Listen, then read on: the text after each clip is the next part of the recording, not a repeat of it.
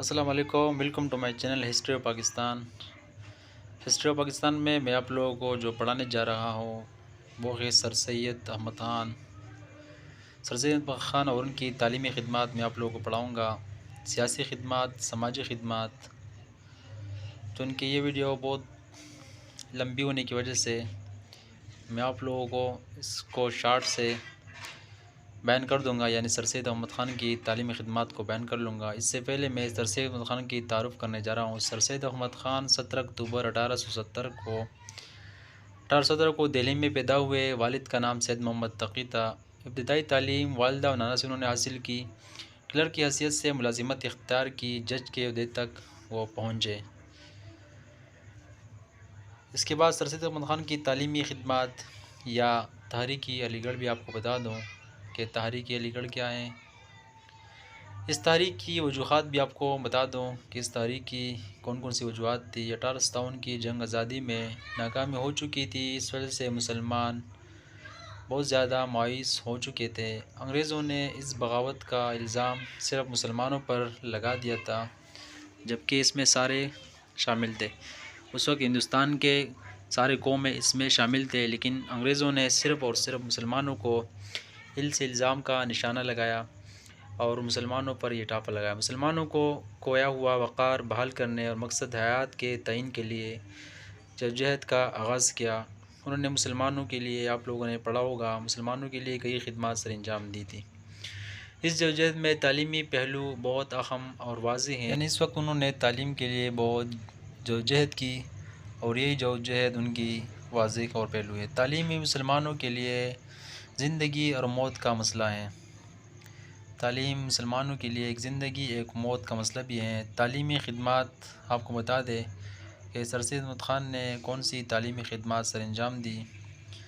فارسی مدرسہ مرادآباد 1859 میں قائم کیا۔ فارسی کے علاوہ ان میں انگریزی بھی پڑھائی جاتی تھی۔ مدرسے کا یہی مقصد تھا کہ مسلمان فارسی کے علاوہ انگریزی بھی اچھی طرح سمجھ سکے، اور چونکہ سر سید احمد خان کا کہنا تھا کہ مسلمان انگریزی سیکھ کے ہی انگریزوں سے ایک اچھا تعلقات قائم کر سکتے ہیں، اسی لیے انہوں نے فارسی کے علاوہ جو فارسی مدرسہ مرادآباد تھا جو کہ 1859 میں قائم کیا گیا تھا، ان میں فارسی کے علاوہ انہوں نے انگریزی کو بھی بڑی ترجیح دی۔ نمبر دوسرا، سائنٹیفک سوسائٹی کا قیام بھی انہوں نے 1863 میں بنیاد رکھی۔ ان کا انگریزی کے مستند کتابوں کا اردو ترجمہ کیا جاتا تھا، یعنی کہ انگریزی جو کہ ان کی جو مستند کتابیں ہیں ان کا باترجمہ اردو میں کیا جاتا تھا، اور سر سید احمد خان نے یہ اہم پہلو 1863 میں ان کی بنیاد رکھی گئی تھی، جس کا مقصد انگریزی کے موجود کتابوں کا ترجمہ کرنا تھا۔ نمبر تیسرا، جدید مدرسہ یا وکٹوریہ اسکول 1864 میں قائم کیا، جو جدید علوم کے علاوہ انگریزی، اردو، عربی، فارسی اور سنسکرت بھی پڑھائی جاتی تھی، یعنی کہ یہ وکٹوریہ اسکول بعد میں ان کو کالج کا درجہ بھی دیا گیا، 1864 میں قائم کیا گیا تھا۔ تو ان کے تعلیمی خدمات میں ہم علی گڑھ انسٹیٹیوٹ گزٹ کو 1866 میں جاری کیا۔ انگریزی اور اردو دونوں میں طبع ہوتا تھا، یعنی کہ علی گڑھ انسٹیٹیوٹ گزٹ 1866 میں جاری کیا گیا۔ انگریزی اور اردو دونوں میں طبع ہوتا تھا، یعنی یہ بھی سر سید احمد خان کی ایک تعلیمی خدمات ہے جو انہوں نے اس وقت مسلمانوں کو عطا کی اور مسلمانوں کو ایک مضبوط فہم کے لیے کھڑا کیا، اور یہ مسلمانوں کے لیے ایک اہم ہی پہلو تھا۔ نمبر 5 پہ ہم رسالہ تہذیب الاخلاق، جو کہ رسالہ تہذیب الاخلاق جو ہے 1870 میں بنارس سے جاری ہوا، 6 سال تک جاری رہا۔ مسلمانوں میں سماجی برائی کی نشاندہی کی۔ رسالہ تہذیب الاخلاق 1863 میں یہ بنارس سے جاری ہوا اور یہ 6 سال تک تقریباً یہ جاری رہا، اور چونکہ اس میں مسلمانوں میں جو سماجی برائی تھی ان کی نشاندہی کرنا تھا اور سماجی برائی کو دور کرنا تھا۔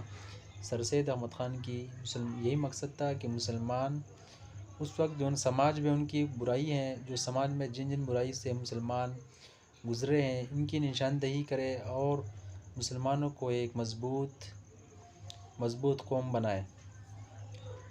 نمبر 6 پہ محمدن انگلو رینٹل کالج، یہ بھی سر سید احمد خان کی ایک تعلیمی خدمات ہے جو انہوں نے سر انجام دی۔ 1875 کو ان کی بنیاد رکھی گئی، 1877 میں کالج کی حیثیت ملی اور یہ مسلمانوں کے لیے ایک اہم موڑ تھا۔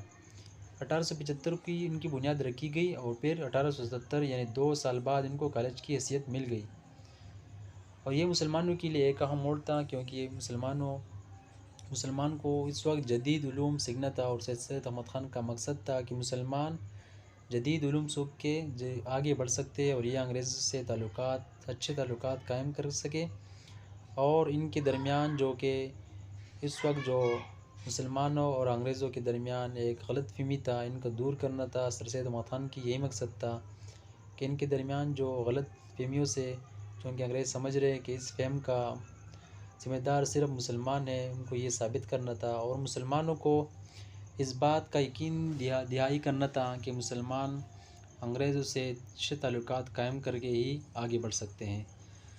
اس لیے انہوں نے اس 1875 کو یہ بھی ان کی تعلیمی خدمات ہیں جو کہ انہوں نے 1875 کی ان کی بنیاد رکھی محمدن انگلو رینٹل کالج کی، اور پھر یہ اس سے پہلے ایک اسکول تھی، بعد میں ان کو کالج کی درجہ مل گیا۔ نمبر 7 پہ ہم یونیورسٹی بنانے کی خواہش بھی سر سید احمد خان کی تھی۔ سر سید احمد خان یعنی چاہتے تھے کہ مسلمانوں کے لیے کئی یونیورسٹی تیار کی جائے۔ سر سید کی انتقال کے 22 سال بعد یونیورسٹی کا درجہ دیا گیا، یعنی اسی ہم جو اس کی بات کر رہے تھے رینٹل کالج کی بات کر رہے تھے، اسی سر سید احمد خان کی تقریباً 22 سال بعد ان کو یونیورسٹی کا درجہ بھی مل گیا۔ نمبر 8 پہ آل انڈیا محمدن ایجوکیشنل کانفرنس، جو کہ یہ بھی سر سید احمد خان کی ایک تعلیمی خدمات ہے جو کہ انہوں نے اس وقت مسلمانوں کے لیے ایک سر انجام دی۔ انگریزی کتابوں کا ترجمہ، اس کا مقصد کیا تھا؟ انگریزی کتابوں کا ترجمہ کرنا تھا، تعلیمی اداروں کے لیے فنڈ جمع کرنا تھا، یہ جتنے بھی تعلیمی ادارے ہیں ان کے لیے فنڈ جمع کرنا تھا، اور جتنے بھی تعلیمی ادارے ہیں ان کا قیام کرنا تھا، مطلب تعلیمی اداروں کی اور قیام کرنا تھا۔ یہ سر سید احمد خان کی یہ بھی ایک ان کی ایک خدمات تھی۔ ان کی جتنی کی انگریزی کتابیں ہیں، اس وقت جتنی بھی انگریزی کتاب پڑھائی جاتی تھی ان کو ایک ترجمہ اردو میں کیا جائے تاکہ مسلمان کو اچھی طرح سمجھ سکے اور اس کو سیکھ سکے، اور یہ انگریزوں سے تعلقات قائم کر سکے۔ اور تعلیمی ادارے اس وقت چونکہ تعلیمی ادارے کم تھے، تو سر سید احمد خان کی یہی خواہش تھی کہ ان کی مزید تعلیمی ادارے بنانے کے لیے ایک فنڈ مقرر کیا جائے اور تعلیم کے لیے نئے ادارے قائم کیا جائیں۔ آل انڈیا محمدن ایجوکیشنل کانفرنس، آل انڈیا مسلم لیگ بھی اس کانفرنس کے نتیجے میں 1906 کو وجود میں آئی تھی۔ آل انڈیا مسلم لیگ بھی اس کانفرنس کے نتیجے میں 1906 کو وجود میں آئی۔ اگر ہماری ویڈیو اچھی لگی تو ہماری ویڈیو کو لائک کریں، فالو کریں، اور ہماری چینل کو ہسٹری آف پاکستان کو سبسکرائب کرنا نہ بھولیں۔ Thank you for watching.